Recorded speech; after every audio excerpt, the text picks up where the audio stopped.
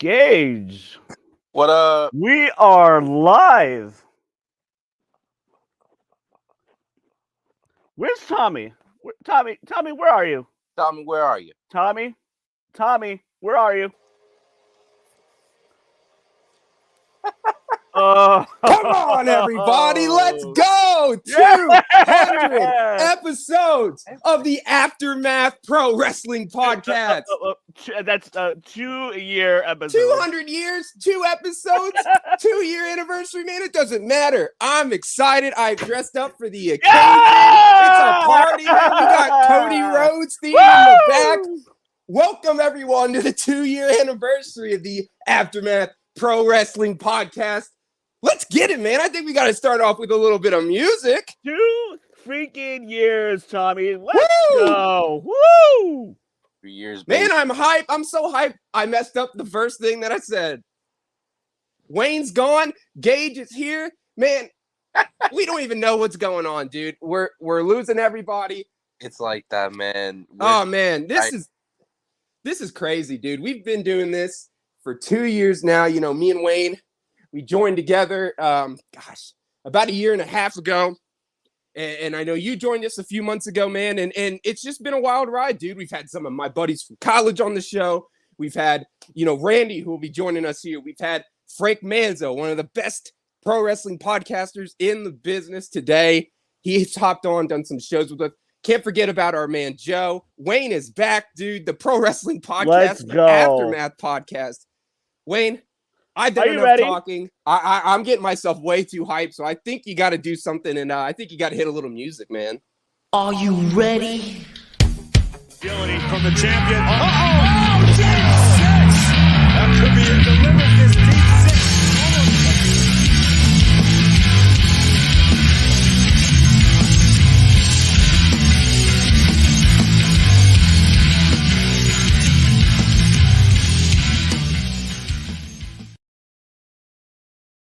We are live. This is our 2-year anniversary show, the beginning of season 3, the beginning of our 3rd year. I am joined by Gage. I am joined by Tommy. How you guys all doing? The much anticipated episode, our 2-year anniversary is Yeah, you finally almost messed it up arrived. too, man. I know you almost said 200 episodes. 11 a.m. here on Eastern Time. We figured we'd bring a matinee show to you guys today. I am so excited. We have a couple things to talk about. But first, we are going to bring a guest on who has been part of our story for the last 2 years now. Yes. We are joined by none other than owner of Back Sports Page and the Cut Pro Wrestling Podcast, Randy Zelia, hopping on for a little bit. How you doing, Randy? It's one of those things that you don't want to watch, but you can't turn away from watching.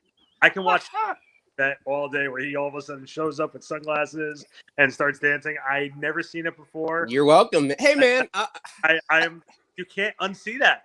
I got to put on a show when I like the spotlight. As narcissistic as that sounds, man, you gotta let people know when you're in the show, man. I was waiting for you to start doing the Shawn Michaels thing. Remember when he used to come out and do the boy toy dance? I was waiting for Tommy to start taking the tie and doing this thing, Hey, featuring the mini in the background, we'll do it right here. I'm doing the splits. I will say, guys, it's an honor and congratulations on the success of the show. You guys have worked so hard at it, and it's awesome that you guys are A, getting the recognition, and B, that you guys are. There's a lot of people who try and start podcasts and can't follow through with it. You guys are 200 episodes or 2 years in. I made the same mistake as everybody else did too. Look at that. Everyone's so welcome for that. Now I don't know what I'm gonna say. It's kind of like with Madden when they released Madden NFL 25. Like, what are they gonna do when it actually gets to 25? What are we gonna do when we actually get to 200 episodes? Because I've already ruined it. Well, like the thing is, though, you remember like with Vince, it'd be like he would have celebrations. It's a 20-year anniversary. It's a 1,000 episode anniversary. Yes. So by the way, this is a monster for anybody asking. I know I have drank on the podcast before, but I am drinking a monster. Well, you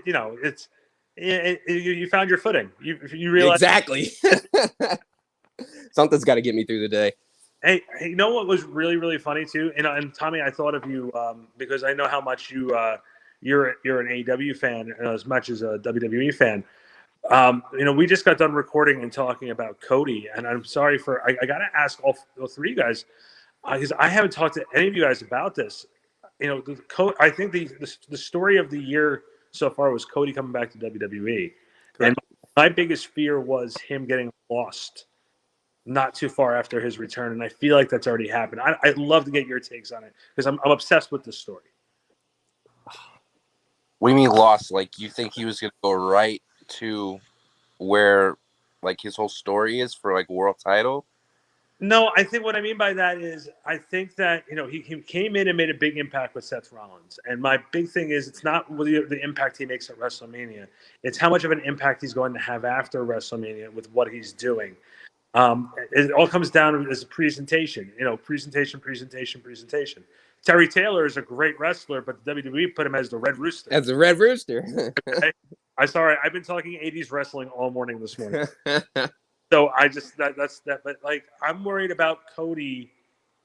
How long will fans be happy to see just AEW Cody Rhodes back in WWE until that part of it is over, and then the real work begins of keeping him as a top star and a draw that people want to pay money to see?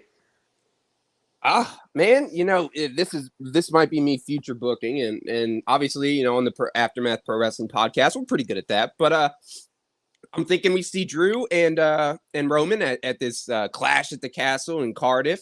I think Drew takes that title, and then we see a heel Cody. So you're still having enough run moments where he can still be face for a few months, get with the crowd, get that nice heel turn, and then I think he's the guy who takes the title off Drew. And I think that's a good answer to your question. Like, how do you keep him relevant? How do you keep him not getting lost in the shuffle? Because again, I still think we all can agree that we're moving towards Rock Roman. So yeah, I think if you do it like that, that's a good way to kind of keep him involved. But again, I mean, you're already throwing him in an 8-man tag match in the main event of Raw, and we already know how hard it is to pull those off with everybody not getting lost in the shuffle. So I'm hoping for the best. Tommy, did they officially announce Drew versus Roman Reigns at the UK show? No, but I'm very strongly believe that match is happening. Yes, I think we get I'm gonna be there live. I don't know if I want to see that. What? Come on, man. But the pop. Because what's gonna happen. Roman's gonna win. No way, man. That is a British Bulldog 92 SummerSlam pop right there. I'm telling you right now, if he wins the first UK pay-per-view in 30 years, there's no way Drew is in a WWE Championship match and not winning. If you gave me the pencil and had me book it and had me write it out, I think what I would do is I think Cody can pull off being the obsessed Stone Cold Steve Austin with Bret Hart type of run where Cody gets obsessed where the only thing he thinks about is being world champion, and it becomes like psychotic about it, like Austin used to do with Bret. And I think Cody can pull that off, and I think that's the right way eventually how you book it, where maybe he loses to Roman, but he comes close to winning the belt from him, and then Cody becomes obsessed with having to become the world champion to the point where he becomes a major heel.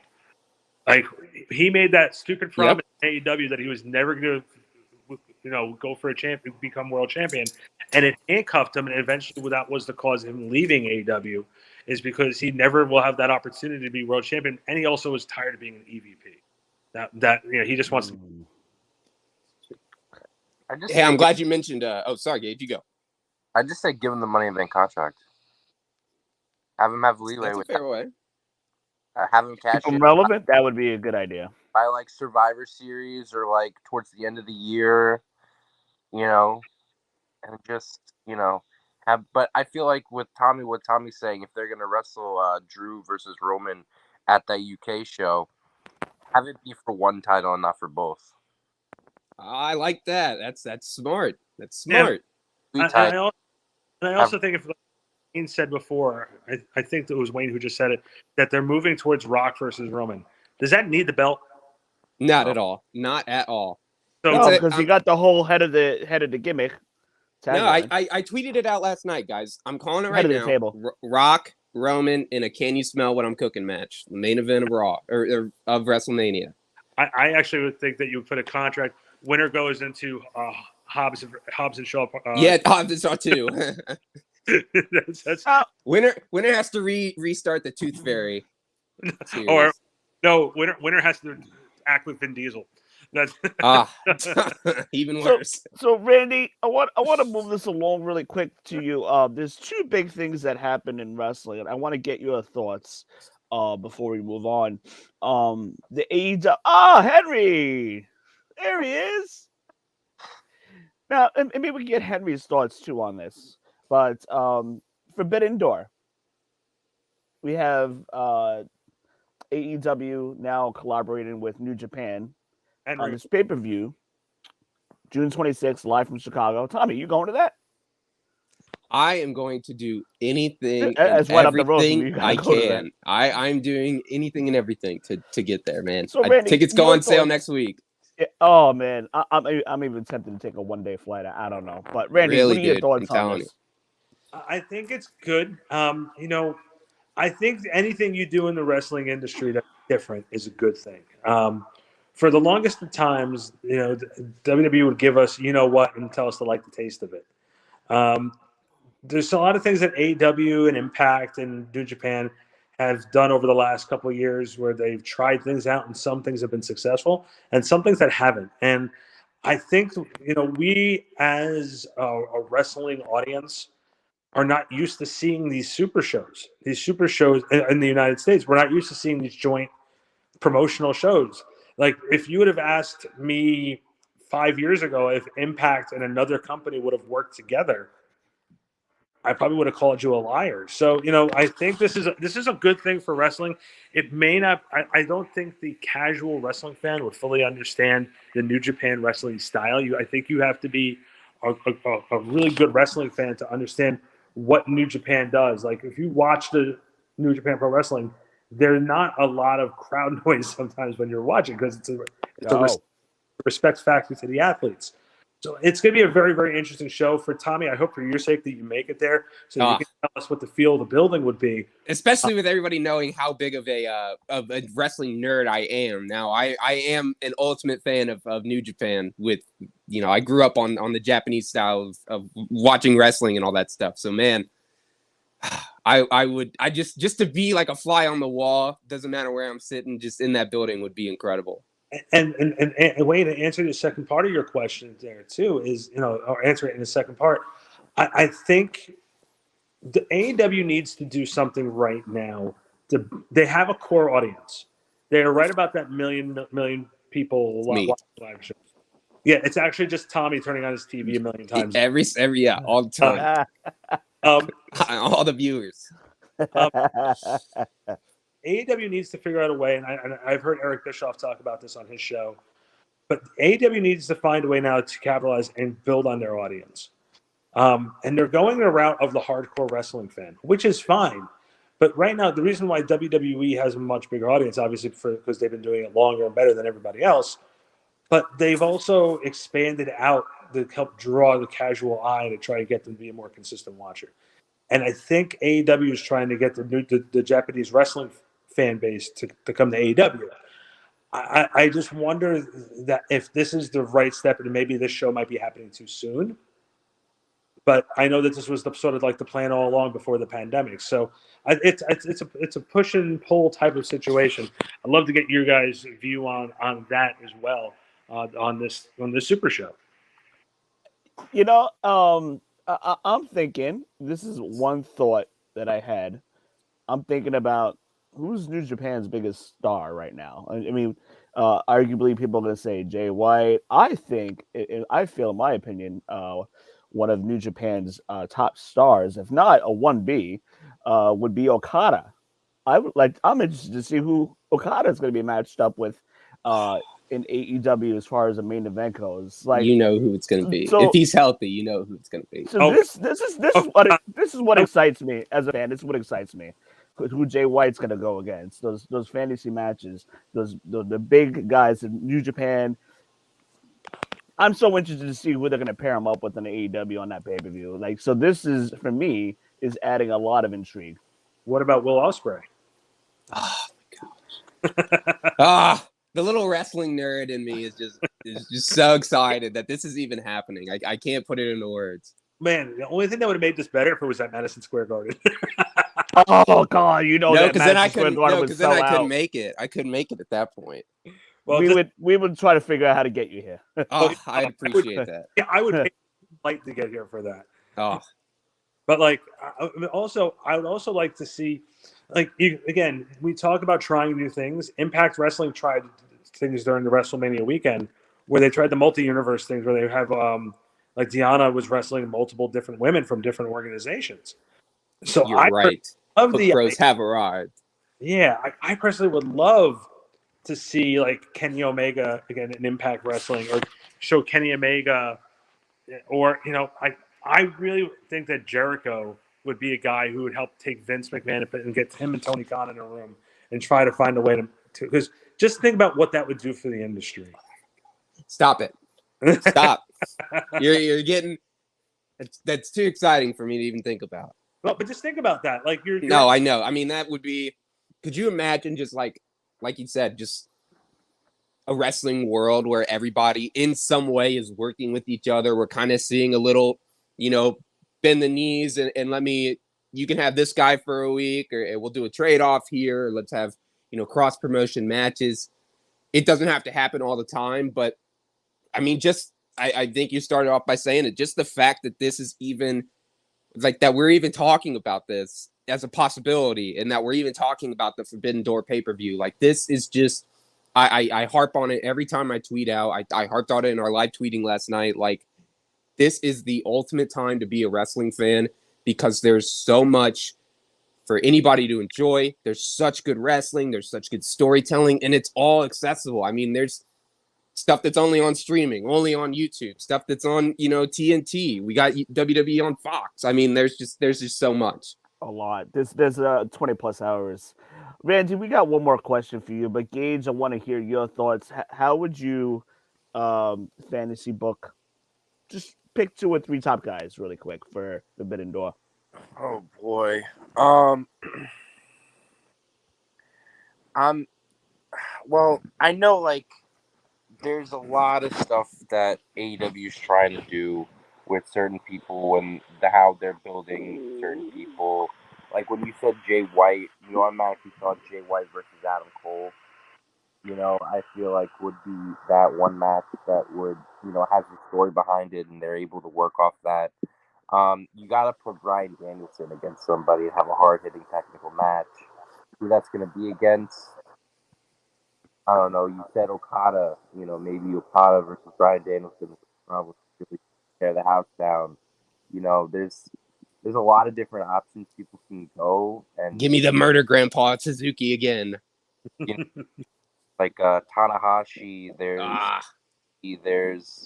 Naito. There's different people. I like Naito. Ishii versus Samoa Joe for the ROH title, please. You can compare that, guys, and I feel like there's a lot of hard hitting matches and a lot of fan reactions that come out of it. For sure. Randy, we got one more question for you. We know you don't have a lot of time today. We want to keep moving along. You had your interview with Ted DiBiase. I can't wait to hear that. But we have a question for you. How do you feel about the comeuppance of Hook, guys like Wardlow, these guys that have momentum?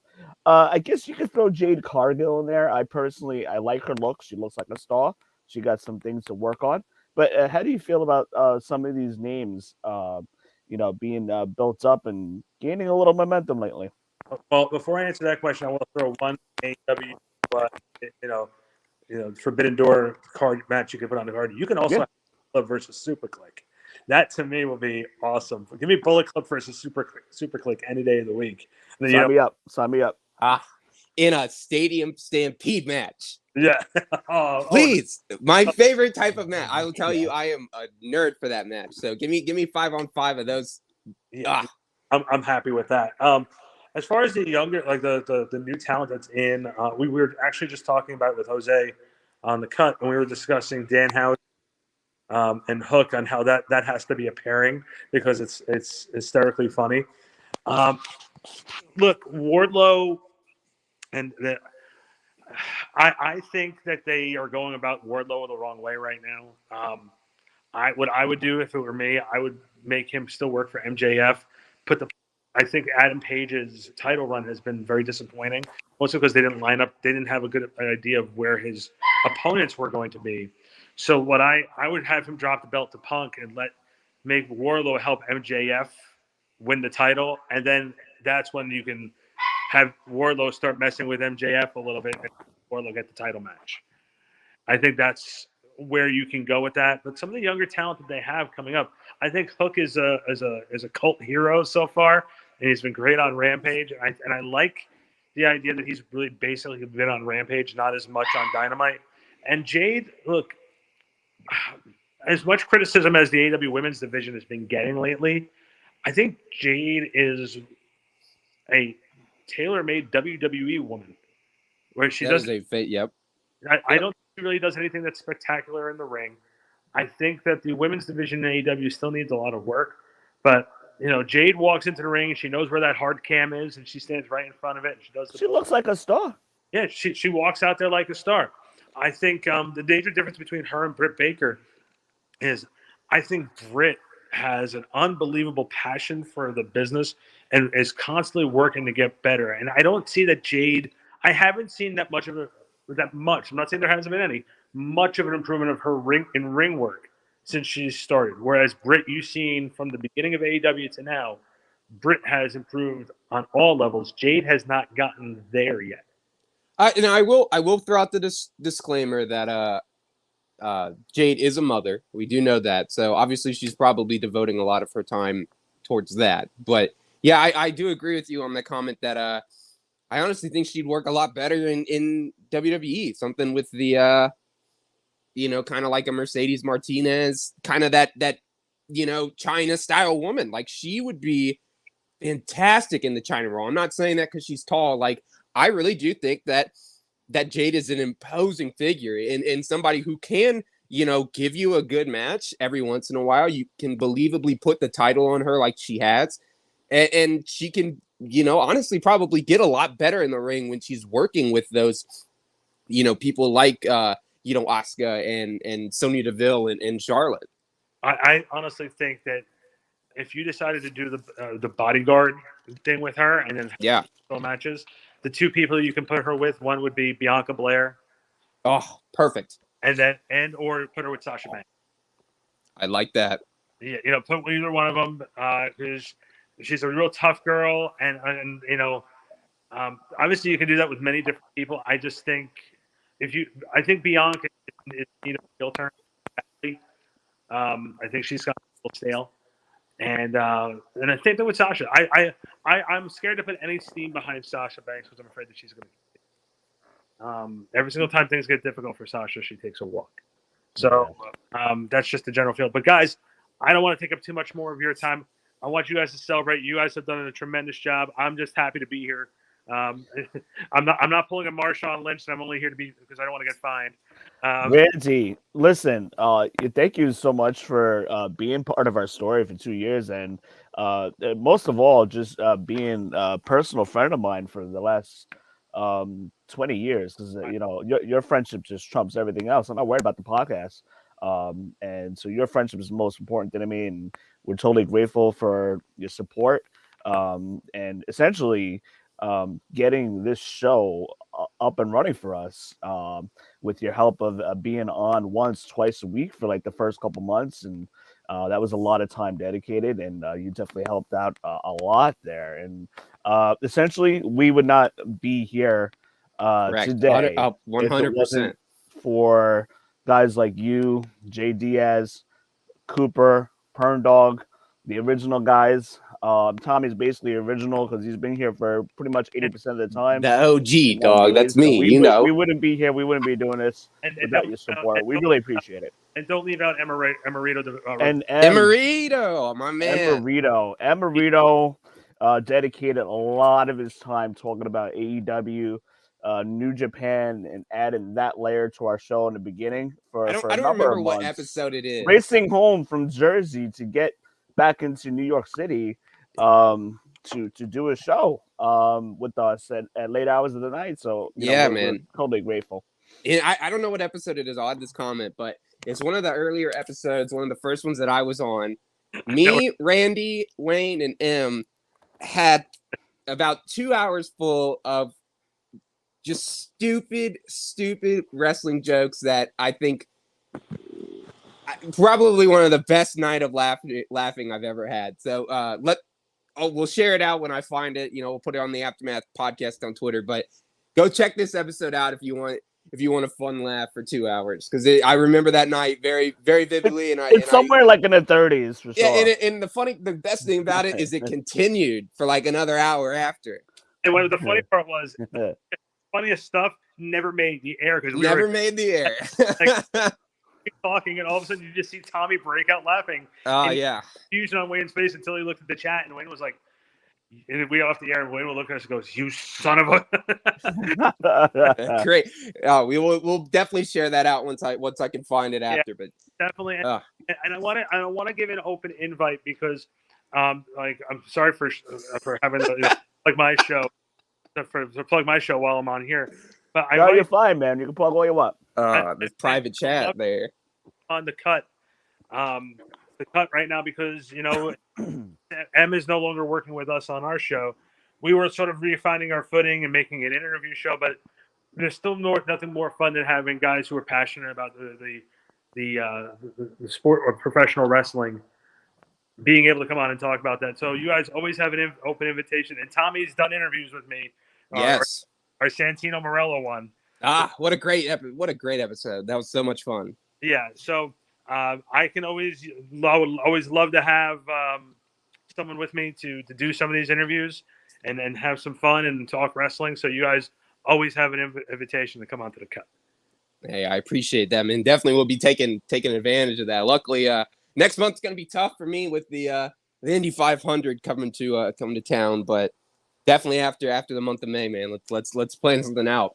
Oh, definitely. And the most important thing is we need to get Wayne on a call with someone from Impact, or maybe even Danhausen, so Danhausen can put a curse on Wayne. Let's see the Wayne burial segment on Danhausen and see him get cursed. I would pay absolutely anything for that. All right, boys. Congratulations on a great run. Let's keep it going. Let's keep it going, man. Hey, thank you, man. You got it. Talk to you guys soon. How awesome was that for Randy to join us? Man, that was a throwback right there. 2-year anniversary show. No, 200 episodes. 200 episodes. 200 episodes. That would be like another 3 years from now. So let's not rush it. Gosh, I gotta stay positive. We will be well established by then, and I'll be ready to pass the torch in about 300 episodes from now. Sure, but we're at 88, so that's a while from now. So, anyhow, that was pretty cool. So what we're gonna do now is run down through AEW really quick, Dynamite, Rampage, and we'll run through WWE stuff. Talk more about our 2 years that we've had in existence for the podcast, and some big news for you guys, which we will let you in on in a short while. But for those of you guys that are watching, that are about to watch, make sure you guys are subscribed and share this with your friends and your family, whoever loves wrestling, because we can't do without you guys for sure. Even if you don't love wrestling, man, our passion's enough, man. I mean, come on. We're having fun, dude.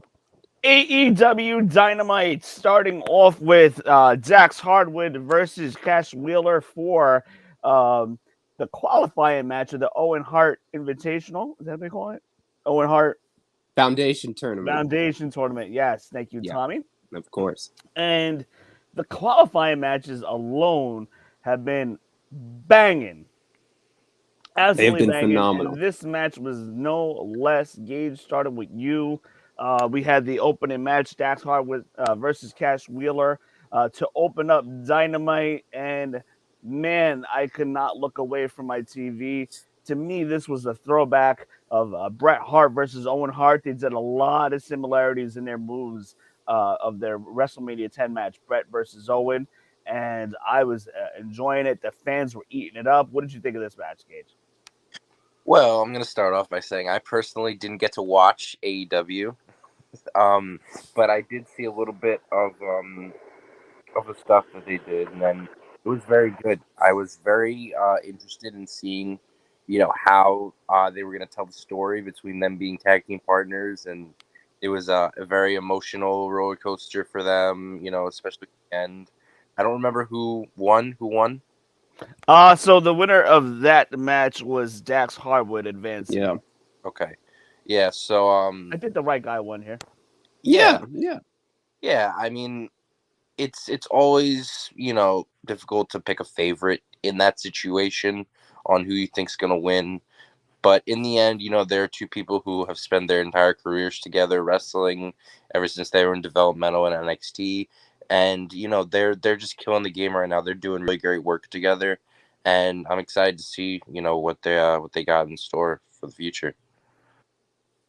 Yeah, man. I mean, this kind of I tweeted about it last night, but the amount of dream matches I think we've gotten recently has just been in every company has just been incredible. And I mean, seeing these two kind of they've been tag team forever. The Revival obviously in WWE, they obviously had some work on the Indies before that, but I think it was Excalibur who said this was Cash Wheeler's 5th singles match in 3 years, and Harwood had a few more.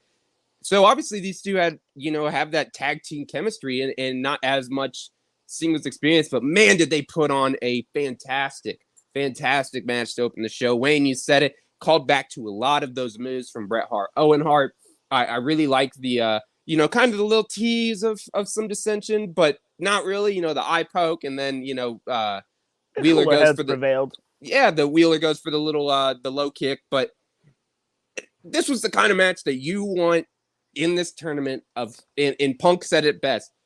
He ran down the list of competitors that have been in the thing and how important it was for everybody to be in this Owen Hart tournament. The fact that it is so important to them that two guys in the same tag team who are fans of that pro wrestling style, that Bret Hart style, Owen Hart style, are going to put, everything on the line to advance it and represent that. A little nod like that, I think, is something that I really appreciate. This match was really good. Like you said, Wayne, I think the right guy won. I'm excited to see, the future matches that we see in the field whenever they announce it. But yeah, man, this was a good, solid start to Dynamite. Absolutely great start. Dynamite knows how to throw out a good first match. By the way, every single Crowd week wasn't I feel into like it as much as I thought they would be, though. The crowd? No, I didn't think they were too into it. Oh, I think they were into it. I think they were more intrigued and just kind of like zoned in, to be honest. That's But fair. looking at the crowd, it looked like everybody was interested for sure. So we got the Blackpool Combat Club versus the Factory. Blackpool Combat Club wins. This is the first time, actually, if I'm not mistaken, Gage, this is the first time we're actually talking about Blackpool Combat Club since our last podcast, because everything was all WWE WrestleMania heavy. So this is over the past 2 to 3 weeks now that we got the Blackpool Combat Club joining together, and this is a really good thing. Wheeler Yuta is picking up a lot of momentum here. He got the win over Nick Comoroto in that 6-man tag match. And Gage, how do you feel about this? I feel like it's growing on me. The whole dynamic with William Regal. Essentially, I think this is all leading towards Trio's title in the future. What do you think, Gage? Dude, Trio titles so big back in the day when Lucha Underground did them for the first time, and they such a huge stake in professional wrestling. But yeah, I mean, Wheeler Yuta is getting, I would say, guys, he's kind of getting a push, even if it's not for a title. But I know he did recently win a title, but he's getting a push so much where he's getting so much screen time, so much attention, so much respect in what he does, especially from people like Moxley, Danielson, Regal, like people that see this younger guy as somebody who can who will be there in the next couple of years. when they're not there. And it's so cool how they're giving him an opportunity and taking him away from the best friends he was in, which best friends are kind of fading and kind of really, I think they really need some more kind of, I would say maybe a gimmick change or try to like split people up and make people excel in different areas. But Wheeler Yuta was able to step away from that and actually do what he is and more of that technical fighting style that Blackpool Combat Club does. And I feel like he's in a really, really good position right now. Trios titles for them would be really, really good. I know AEW has a lot of trios, a lot of factions, a lot of tag teams. And Did you say factions? Yeah, factions, kind of. I like factions. You do like factions. We know this. You're, Tommy, less stables, Stable more Wars! tables. Yes, less stables, more tables. We're making that a shirt. Let me tell you, I will be the first person to wear that shirt on this show. I guarantee it. Less stables, more tables. Tommy, do you think Wheeler Yuta's getting a big rub here? Because I feel like he's getting a little momentum and he just needs to keep the wheel going. I love what they're doing with him. Obviously, they were in Pittsburgh. They were in his hometown, or Philly. I'm sorry, they were in Philly, his hometown. He got a really good hometown reaction there. And I like this match, man. I obviously everybody knew the Factory's not going to win. That just makes sense. Blackpool Combat Club is going to be a top spot on the card for a while. But another little thing that I caught was William Regal. Yuta missed a drop kick a little bit, and Regal just said, we'll go back on work on that. Like, we got to get him more accustomed to our style. And like, I appreciate the little nods that like this is a bare-nosed group that is all about, that wrestling style of we're going to beat you up and make sure it kind of thing. And I love the submission style that they do at the end with all three, putting them in their own little move or whatever. But yeah, man, Yuta is over. Yuta is it's going to be a big star. And again, I mean, he's got the ROH Pure title. I think that we'll see him kind of get a little bit more of a rub as a single star whenever we do see Ring of Honor get a TV deal. But yeah, man, Yuta is going to be a mainstay on this card. And I think it's great that they put him, Gage, like you said, they put him with three kind of veterans in the business in Danielson, Regal, and Moxley. So it's definitely the kind of rub that you would want. Wardlow with a huge win over Lance Archer this past Wednesday night, with MJF and Shawn Spears looking from above in their press box.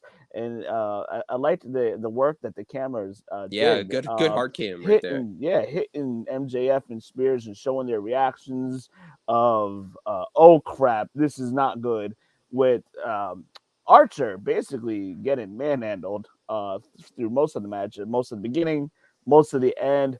Wardlow with, I believe, 4 straight power bombs. The fans were eating it up. Yes. And let me tell you, Wardlow has got a lot of momentum right now, in my opinion. We just heard from Randy about it. He feels it can go, a couple different ways, differently about this. But we know where this is heading. This is going to be Wardlow versus MJF at Double or Nothing, which I'll be there. They haven't announced it, but that's what the obvious it looks like it's going to be. So Wardlow versus MJF. The fans are going to go nuts. MJF taking the 4 power bombs will happen. But anyhow, that's where we're going with that. How do you guys feel about Wardlow? Your opinions of that? Start with you, Gage. How do you guys feel about his push? Yeah, I mean, like you said, like the match, I felt like the character work with MJF and Shawn Spears up at the top, how they're just acting so scared and so worried. The character work going Wardlow getting crowd reactions he's getting are amazing. He's doing kind of nothing and getting crowd reactions. And I love how people do that just because they're so over as wrestlers. They do one thing and the crowd is automatically behind them. Wardlow just easily just power up Lance Archer with those 4 power bombs. The crowd is doing all the Yeah, you ever notice how you're breaking up just a little bit, but I kind of got the just what you said. But you ever notice how AEW doesn't even pipe in any noises for Yeah, anybody? yeah, I I have mean, noticed that. listen, Tony Nese could use a little pipe cheers, that's for Hey sure. man, He hey, could use hey, some pipe cheers. hey.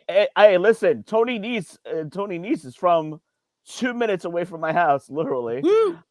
Yeah, I love and Tony if Nese. I see him around my town, which is very possible, I'm gonna Tell be him I like, said hi. "Hey, we got to work some things." Yeah, tell him No, I I said hi. won't. I'll probably mark out, but anyway, Hey but yeah, man, you know, Warlow's got some momentum going on here, I guys. gotta say, I think Wardlow's actually a lot better than people are giving him credit for, man. I think he put out He's one of the, over without I, the music. He's like they yeah, but basically made him no frills, it's not even and the that. crowd still cheer You for know, him, like it's not just the he's got the power bomb and the symphony. work. Man, I'm telling you that Hurricane Rana he pulled off at the beginning of the match might have been one of the best ones I've seen in a bit. He pulled out a senton from the top rope. I mean, the dude can go in the ring, and I think that he's also pretty damn good on the mic. And I mean, like you said, he's getting over with no music, man. He's kind of getting the Sabu treatment where he's coming out with handcuffs and being escorted by security. I'm telling you, you said it, Wayne. When he beats MJF, the crowd is going to just explode, and I'm so ready for it because he deserves it, dude. or MJF cheats to win. It's Oh, like, now yeah, Gage, that's that would another thing. be That's another thing I was thinking. If the only way MJF gets out of this don't will it. um, Don't is, stop. yeah, the only way, cheating to win, and then maybe they drag this into the summertime a little bit. But I don't know. I think we just need to see a one-off and then move on. Well, like Randy said, like have Hangman wrestle Punk, which I think is confirmed for Double or Nothing, right? Yes. Yep. And have Punk win, have Wardlow beat Punk, and have MJF beat Wardlow. I could see that. I could see that.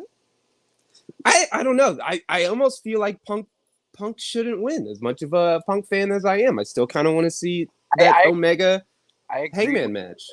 I agreed with Randy when he says Hangman's title reign is a little bland, a little boring right now. He's kind of not a lot, in my opinion, and what he's doing is very good, in my opinion. Like at any time you give that man a mic, I'm falling asleep. His mic work is his in-ring match right guy yet, but mic work is work. Back.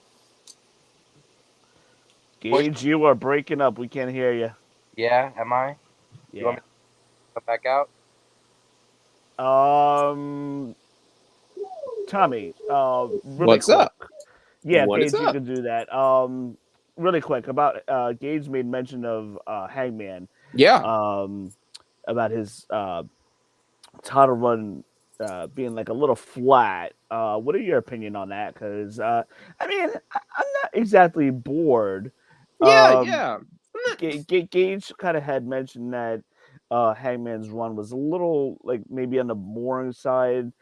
I wouldn't say necessarily I'm bored. His Maybe matches have been a little more phenomenal. intrigue. His matches have been great. He's had some banging matches. Yeah.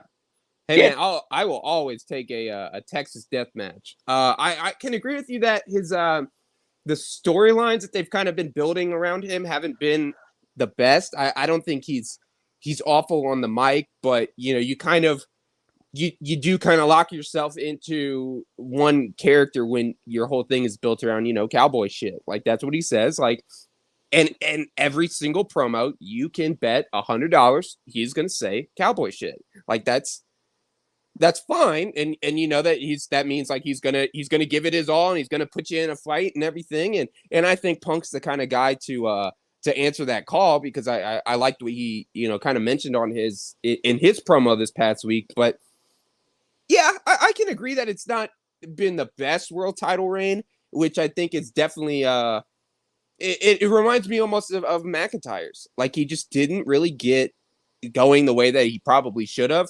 but I still think that he can be a great champion in the future. I really do. I am a Punk fan. Punk's my favorite wrestler of all time. I don't think Punk wins. Just from the fact that I really, really, really want to see a rematch between, Hangman and Omega. I think we need to end that story completely, and have some big type blow off match. That would But yeah, happen. man, I've enjoyed Hangman's run, but it definitely hasn't been the best of the AEW champions so far. Moving on, we had Scorpio Sky defeat Sammy Guevara to become the two-time TNT champion. It seems like to me lately, the TNT title has been hot potato. Gage, what do you think is going on here? Honestly, I don't mind the hot potato thing with, like, especially like a mid card title. Obviously, you're gonna want somebody to have like a nice long run, but Scorpio Sky and Sammy Guevara, I don't see like in that position of having a long run. They're kind of small, If you give the title to like Barlow or Lance Archer, have them be like dominant, that makes sense. But like, they're putting on good matches. The ladder match had some really good spots. It also had a really bad spot. Yeah, Let me dive into that real quick. I mean, Sammy Guevara almost killed himself on live TV. I don't know if I've seen enough wrestling moves, in my life to where not a lot of stuff surprises me, but there's some stuff that just doesn't need to be attempted. Whether Scorpio wasn't there, to catch him, whether Sammy mistimed the jump or over calculated, whatever. Like, I just don't think that move needed to be done, and it really, really could have led to something that we would be having a very different show, today. Sammy Guevara to me is falling off a little bit. Oh yeah, he's the ultimate heel.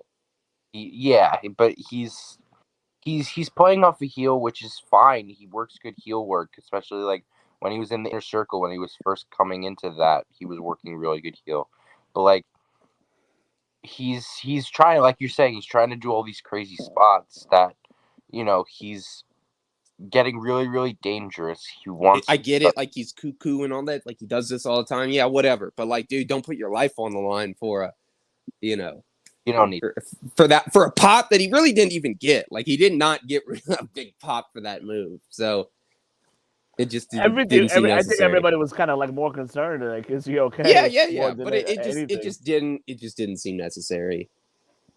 That pretty much wraps up the AEW portion of our show. But really quick, those of you guys that are joining us, thank you so much. We really appreciate it. We have a couple comments here. Jade Cargill is horrible. Listen, Dave, she is. I think you spelled Charlotte wrong. I think Jade is great until the bell rings. And I have seen little shades of improvement. So it's just one of those things we got to give time. But she does have star written all over her. Yeah. She could very well fit the WWE mold a little bit better as far as in-ring performance and capabilities than as opposed to the current ring style of AEW. We have another comment here. You guys spoke of Roman versus Rock. Yeah, we believe that is absolutely happening at WrestleMania 39 live from LA, where we will be hanging out with Chris Van Vliet that weekend. But anyhow, what's the greatest WrestleMania main event that ever happens? Oh, it says never happened. That never happened. That never happened. Okay. I say HBK versus Daniel Bryan, HBK versus Eddie Guerrero. The greatest main event that never happened. Well, I mean, we almost Cena versus The Undertaker. I mean, we come almost didn't get that. I mean, yeah, we didn't get that. That's my pick. It always will be. Or Cena, Rock, Punk. I would have loved to have seen that. Yeah, Gage, what do you think? Like, what's a main event? I mean, I could probably think of a few. But what do you think?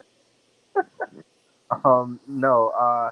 I know that at one point, I think instead of or Brock. Well, hold on, run that by me again. I think instead of Punk or instead of Brock around that time for like challengers for Undertaker, I think Jericho was supposed to wrestle Undertaker at one point. Ooh. I might have heard. I think Jericho versus Undertaker streak match would be really, really good. So I think that's probably a good option for me. I feel like Jericho versus Owens at 33 was the proposed main event.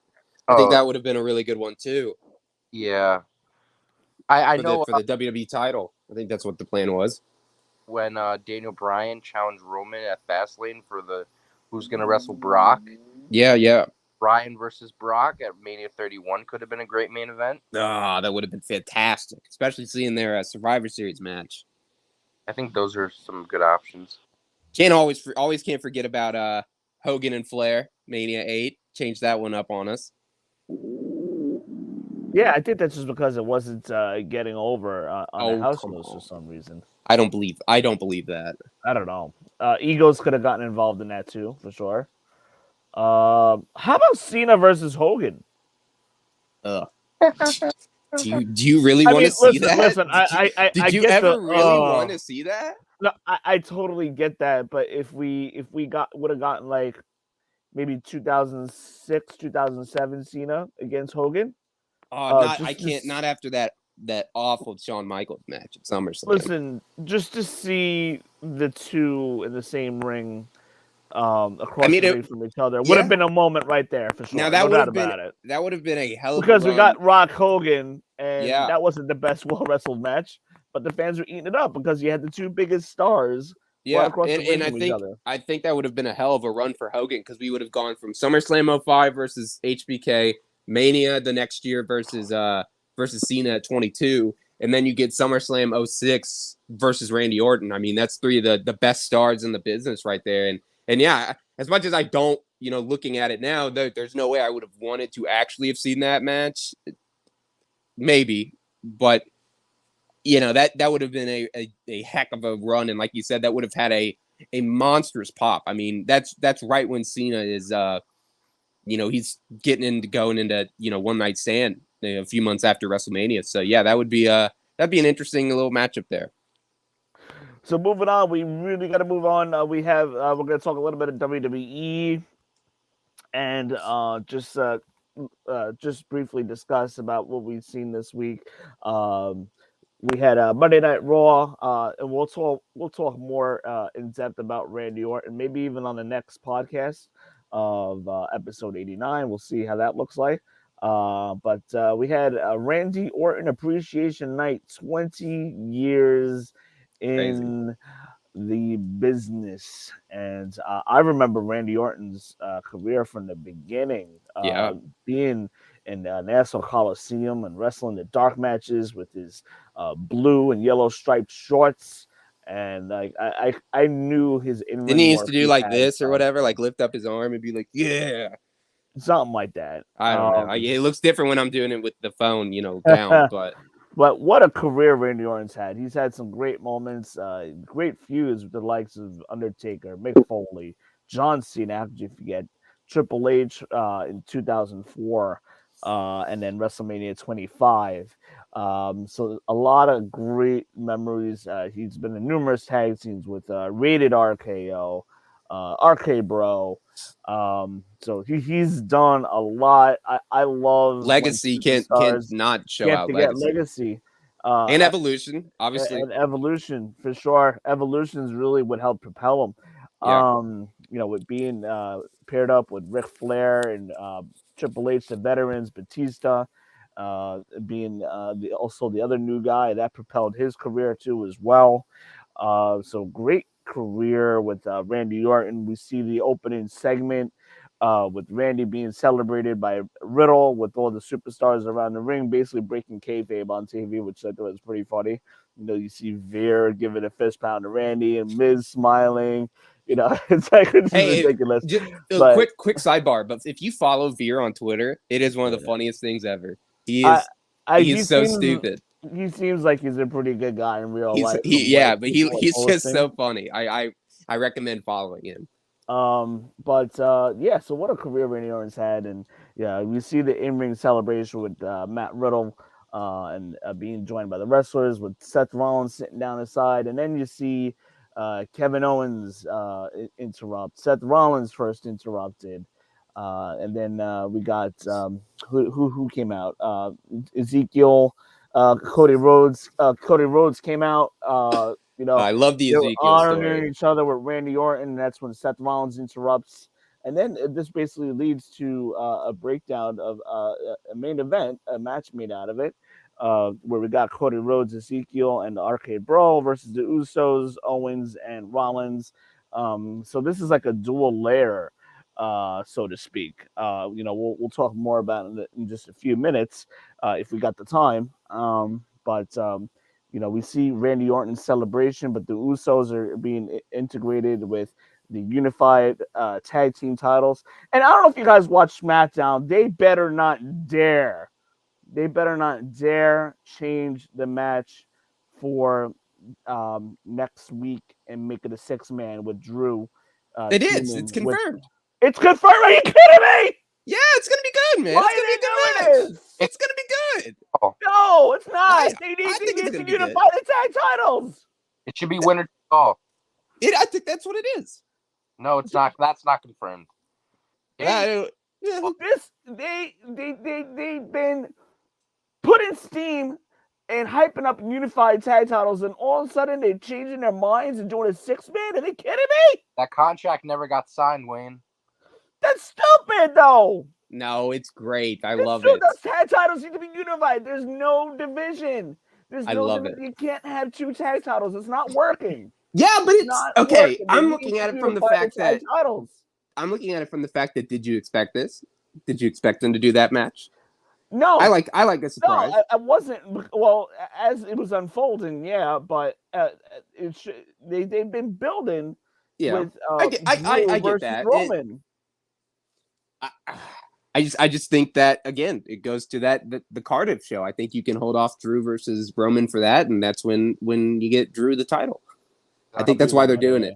This protects Drew for that sense. Because he's going to eat the pin. I mean, let's just be honest. Like Roman? No, not Roman. No, Drew. RK Bro is not winning that match. No. There's no way.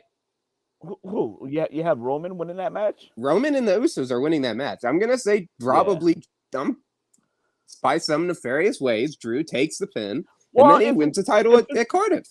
If it's a 6-man tag, I you can get away with maybe Roman and Usos losing, but I don't expect it. But no, I anyway, don't see it. No. This is ridiculous. I'm not a happy camper right now. I'm excited. What episode we're on? I'm not. There's nothing excited about seeing a 6-man tag.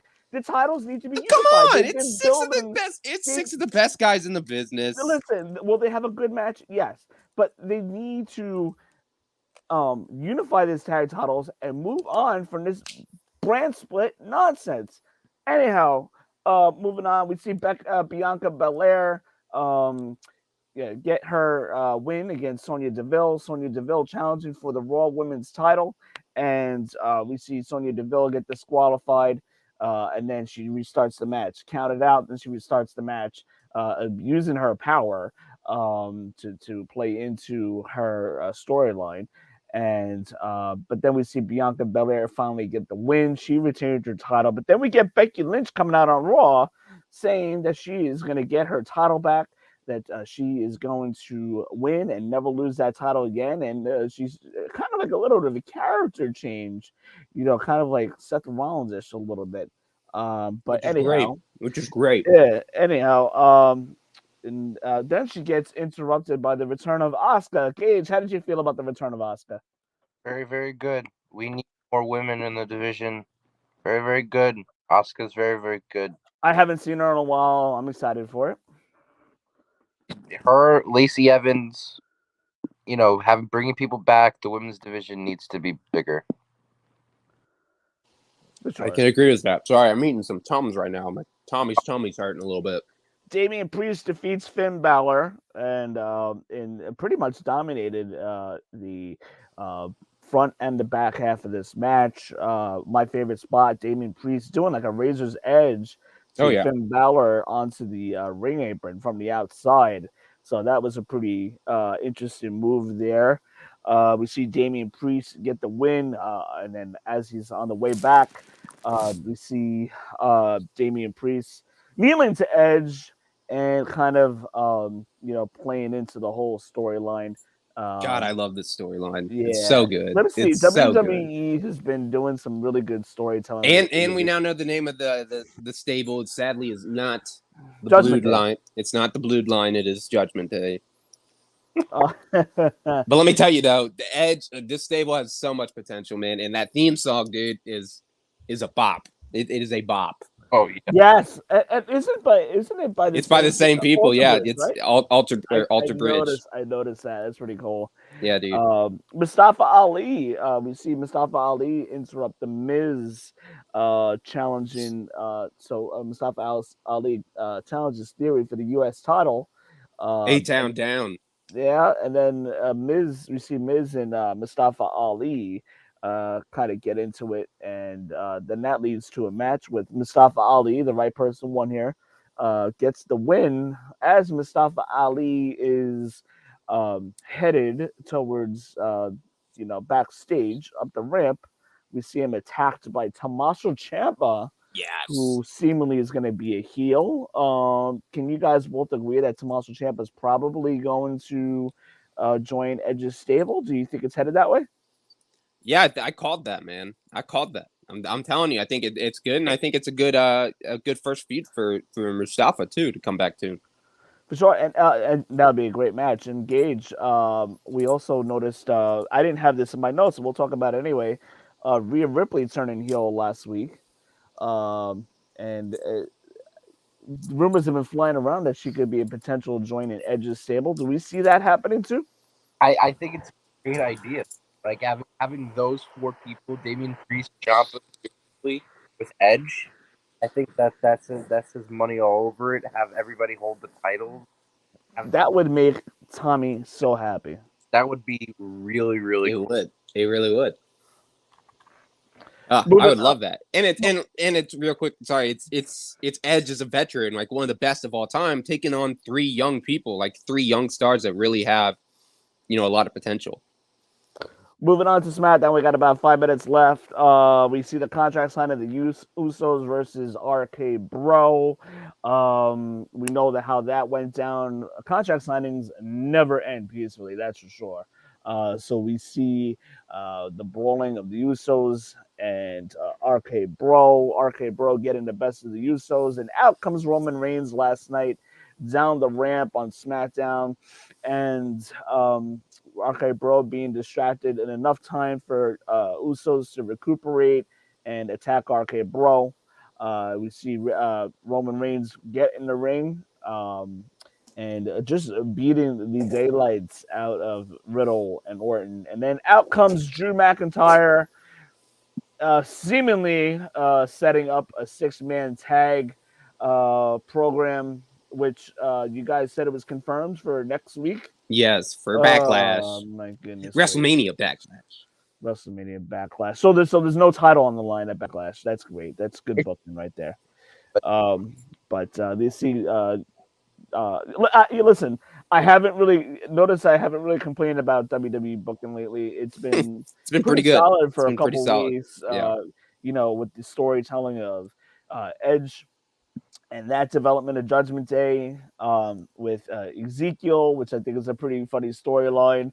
We know the payoff of that is they're probably going to try to pull off Elias and Ezekiel. Or does Ezekiel really have a true mother in real life? I don't know. No, dude, we're gonna get the Cactus Jackal promo where they'll be talking to each other. I think that'd be great. Yes, what a great callback that would be. That is gonna, yeah, you gotta believe that's gonna happen. So that was the big thing on SmackDown, and then we had the main events, the Beat the Clock challenge, Ronda Rousey going against Shotzi, and the other match was Charlotte against Aaliyah. In the Beat the Clock challenge. So Rousey beat Shotzi in 1 minute, 41 seconds. So that means Charlotte has 1 minute 41 seconds to beat Aaliyah. And if that happens, then that Charlotte would lose if she can't beat Ronda Rousey within a Yeah, I minute don't even. There wasn't 41 really even seconds. a, So a Aaliyah stipulation. survives. Aaliyah survives. There was really no stipulation there. Aaliyah survives. So that means Ronda Rousey beat her opponent quicker than Charlotte was able to. So Ronda Rousey wins the match. That being said, a little convoluted, but I understood what was going on. This is just a program of one-upmanship right now, leading to their match to next week, which will be Ronda Rousey versus Charlotte in what is it? Submission match. No, it's I quit. Right? That's why they did it. I I quit. just didn't. I just Same didn't. thing, Tommy. Submission match. No, it's I not. quit. No, you're right. You're right. I quit. I Could just didn't be, understand the point of like yeah. having this. Like, what did anybody get anything from winning the beat the clock challenge? Like, I Well, don't it's really just see the Ronda point. Rousey kind of stands tall a little bit because she won her match in a minute Yeah, but 41. she's and already gonna Charlotte win. couldn't. She's already gonna win the title. You think that's happening? It has to. It has to. There's no reason for them bringing her back. Don't like Charlotte. No, yes, I don't. Here's the But thing. I think Tommy's saying this because he doesn't like Charlotte. The I Quit match what? is not a submission match. So if it was submission only, I would say Ronda Rousey will definitely be winning. But an I Quit match can happen in so many different ways. You're which gonna let a means it former opens up UFC. it opens up the options of Ronda Rousey to use weapons and beat the daylight out of her until Yeah. Ronda has enough. So if it were like submission only, I would say Ronda Rousey should win. You can't have Charlotte tap out Ronda Rousey. That just would not be That's believable what in I'm. real You life. can't. Are you gonna But have a in, former UFC Hall of Famer lose? in an I Quit match, when there's more options available to you, to win, I think that plays into Charlotte having a possibility of winning. Although Ronda Rousey should win, and I would just get that title off of Charlotte right now and just let her Yes. go away for a couple months. Don't be surprised if Charlotte wins. But don't be surprised if Charlotte wins. Nope, I fully disagree. There's no way a UFC Hall of Famer loses an I Quit match. I will go to my grave thinking that, and if WWE does that, then Well, Tommy's like gonna I have his said, own the I burial. Quit match can end in so many different ways. It could end in Ronda It Rousey has being to. tied up and Charlotte just banging Ronda Rousey with the kendo stick over and over and over and Yeah, over but and over until Ronda it's. quits. It can I happen just like that, and it would be believable. I strongly disagree. But hey, I mean, I don't want that to happen, but I can Yeah. see that happening because I see the stipulation there. I see that there's a way that Charlotte could win, even though she shouldn't. But I see that there's a way that Charlotte could win, and it's kind of believable. But guys, this wraps up episode 88, our 2-year anniversary episode. We are in the beginning of season 3, yes, year 3. We got a big year coming up. We have a couple different projects that I'm working on. Personally, I'm not sure if they're going to come to fruition just yet, but eventually they will. And when it happens, I will definitely rest assured talk about it. But be on the lookout. ProWrestlingTees.com. We have opened up our store. yes. Everything has been submitted. No stables, more tables. That is the next T-shirt, but right now we have a T-shirt in the works with the Aftermath logo for a T-shirt, and basically all proceeds are going to go specifically to the needs of the Pro Wrestling Podcast. If Tommy needs a microphone and we got the funds there, he gets a microphone. If Gage needs something for his podcast, he gets something for his podcast. If it makes sense, we get it. We're So throwing it out like Oprah, man. You get one, you get something, get it out of here. That's where the funds will go to, strictly to the needs of the podcast. Me and Tommy will both oversee all of that. But anyhow, so that is coming. That is absolutely coming. Be on the lookout. That link for you to buy a shirt and support us could very well be available as early as later next week. So be on the lookout. I already have at least like 10 people that I know that are ready to pull the trigger. Ooh, we like So that. yeah, so it's gonna be good. I can't wait till we announce it and get it going. So that'll be on Pro Wrestling Tees. That is one of our big announcements. Everything else is kind of in the works right now. It has been an awesome 2 years. In the last 2 months alone, we've gained over 100 subscribers.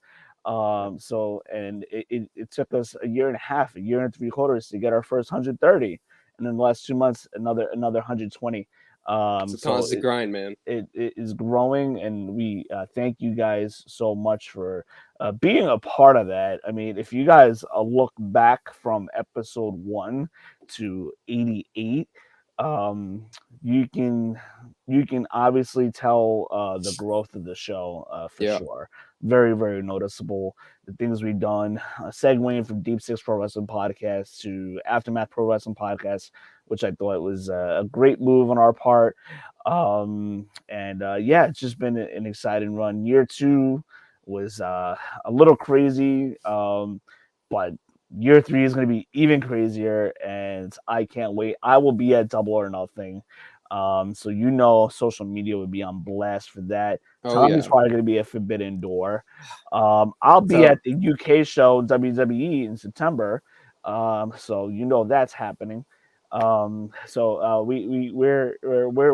making moves here, and I'm just Making excited $1 moves. Tommy, excited to have you a part of that, engage as well. And we can't forget about Joe, and thankful for Randy and Frank Manzo that have helped us along the way in year 2. Tommy, your friend, My man Justin. I think the two of them were on at least Justin once and this Noah, year. yeah, they both came on it. Yeah, they both came on it during the calendar year last year. So helping Tommy and helping the show move along. Yeah. And yeah, we have some big things coming up, and just excited to see where this is gonna go. But anyway, we are out of time. That wraps up our 2-year anniversary show. That wraps up episode 88. We will be back with you next week for episode 89, which then we will be 11 episodes away from 100, and we'll be announcing that soon. I would hope as soon as we hear more about what we're doing for that show, we will let you guys know. Yeah. But Tommy, thank you once again. Gage, thank you once again. This wraps up 2 years, and I am ready to get the 3rd year started. Let's go, guys. Let's get it, man. Let's get it. Glad to be a part of it. Are you ready? I'm ready. I'm ready. I'm ready. Agility from the champion.